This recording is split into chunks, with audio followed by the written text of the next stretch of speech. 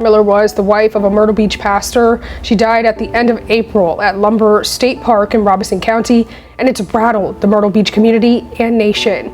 We just received multiple documents from the Robeson County Sheriff's Office providing a better idea of how she passed. Video from a Ring camera show Mica leaving her home around 11:38 on April 27th. She then drove to Dick's Pawn Shop on Mr. Joe White Avenue in Myrtle Beach just before 12:15. Deputies say she was instantly approved to buy a gun and ammunition. At that point, Mica drives to 41 Grocery and Grill in Mullins, where she bought gas and a drink. From there, she drives 32 miles to the Lumber River State Park in Robeson County, where she calls 911. We have part of that phone call, and we do want to warn you, if the topic of suicide is difficult for you, you may want to silence the audio. Tell me what's happened. I'm about to kill myself, and I just want my family to know where to find me. A fisherman told officers he heard crying followed by a gunshot. A call came into 911 saying a kayaker found a body in the water. The body was later identified as Miller. If you or someone you love is struggling with depression or going through a mental health crisis, you're urged to call the National Suicide Prevention Hotline at 988. We have the number for you right there on your screen. Again, it's 988. And I'm going to make an announcement.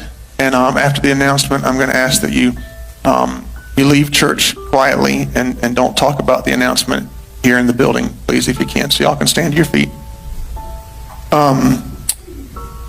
Before I make the announcement, I also want to say that my request to you is that you will continue to come to church and serve and give for the next little bit, because I don't want to I'm taking a little bit of a break, and I don't want to have to worry about the church. My break may be a few days, a few weeks, I don't know. I got a call late last night. My wife has passed away, and it was self-induced, and it was up in North Carolina, and we're gonna have a funeral for her next Sunday here at 3 p.m. And so it's all I can. I'm just kind of going on adrenaline right now. So y'all pray for me and my kids and everybody. And she wasn't. Y'all knew that she wasn't well mentally, and that she needed her medicine that was hard to get to her. And so I'm sure there'll be more details to come. But just keep our family in your prayers. And I'm going to let Pastor Randall, my bishop, he can pray. I'll give him a microphone. He'll pray out. Feels like there's ants on you?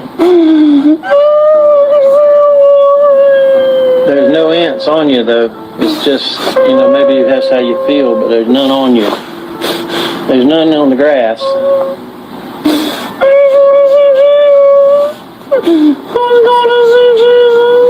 What kind of medicine do they have you on?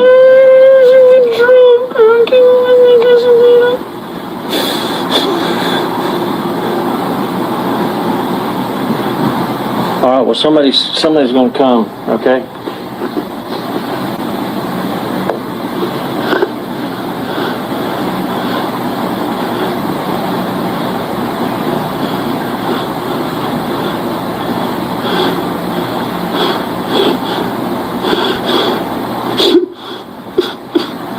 Do I need to call 911? Do I need to call the medics?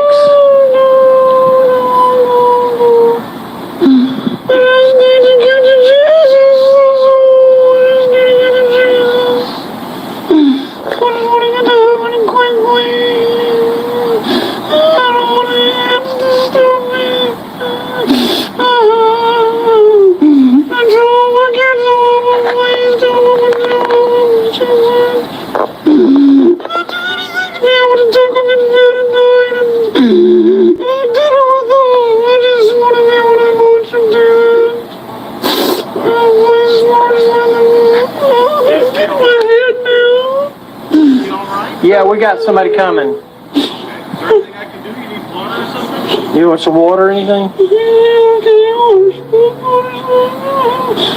You want some water? Yeah, he said okay if you got a little bottle of water. I do.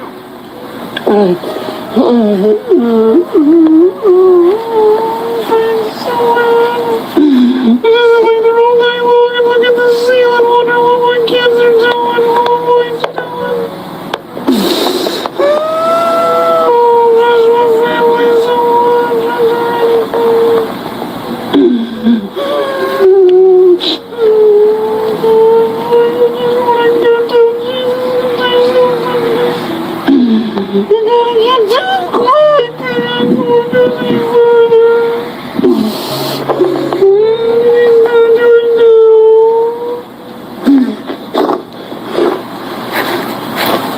don't know. I think they changed his medication or something, he said. And he said like ants was crawling on him and stuff. So I got someone coming to. Okay.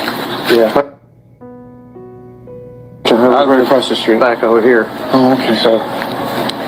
Well, let me know if I can do anything for him. Okay, I think he's. Okay. Here's some water, JP. You want some water? I need someone to love you.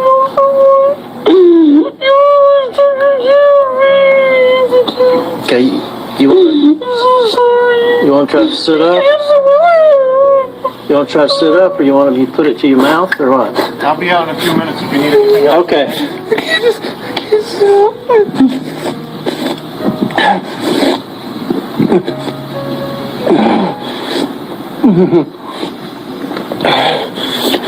that enough? You want more?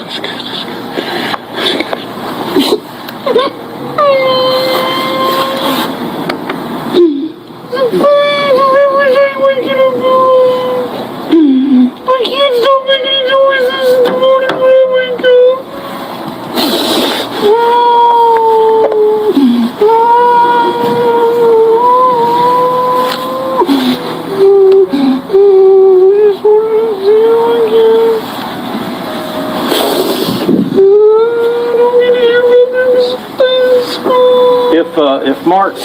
If Mark can't make it quick, you want me to get your mom over here? I don't want my mom anyway in church. It's crazy. I always thought I wanted to get on medication, and this is what it does. It's crazy. I can't eat, I can't sleep, I can't do nothing. I feel like I had some eyes. I can't open up my eyes.